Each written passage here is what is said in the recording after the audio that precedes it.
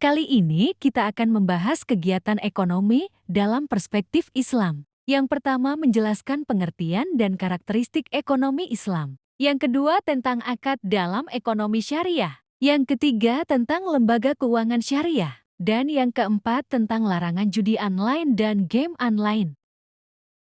Yang pertama pengertian ekonomi syariah. Ekonomi syariah adalah sistem ekonomi yang berlandaskan hukum Islam, yang sumbernya dari Al-Quran, Sunnah, Ijma, dan Qiyas. Sistem ini mengatur semua kegiatan ekonomi, mulai dari produksi, distribusi, sampai konsumsi, dengan tujuan menciptakan kesejahteraan yang adil. Yang membedakan dengan ekonomi biasa adalah, ekonomi syariah nggak cuma fokus ke keuntungan materi, tapi juga memperhatikan nilai moral dan spiritual. Jadi, harta yang diperoleh harus halal dan baik, serta tidak boleh mengandung riba, gharar, dan maisir. Karakteristiknya juga jelas, seperti berlandaskan nilai Islam, mengutamakan keadilan, menghindari hal yang dilarang, mendorong usaha yang halal dan produktif, menggunakan sistem bagi hasil, serta menggabungkan nilai material dan spiritual seperti zakat, infak, dan sedekah.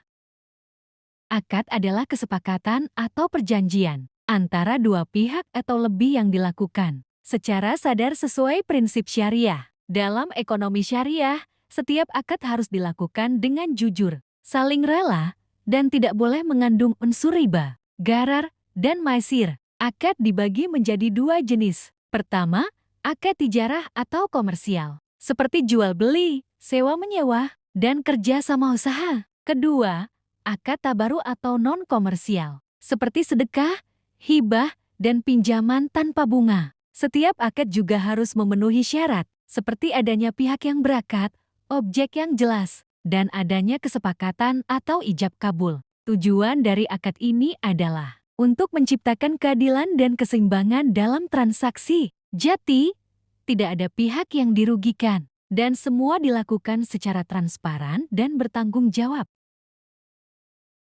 Secara umum, lembaga keuangan syariah dibagi menjadi dua, yaitu bank syariah dan lembaga keuangan non-bank syariah. Bank syariah berfungsi menghimpun dan menyalurkan dana masyarakat dengan prinsip keadilan, kemaslahatan, dan tanpa unsur riba, gharar, dan maisir. Sedangkan lembaga non-bank syariah terdiri dari beberapa jenis, seperti gadai syariah yang menggunakan akad RAN, koperasi syariah dengan sistem titipan dan bagi hasil, asuransi syariah yang berbasis tolong-menolong, serta lembaga pembiayaan syariah yang menyediakan berbagai kebutuhan pembiayaan sesuai prinsip Islam.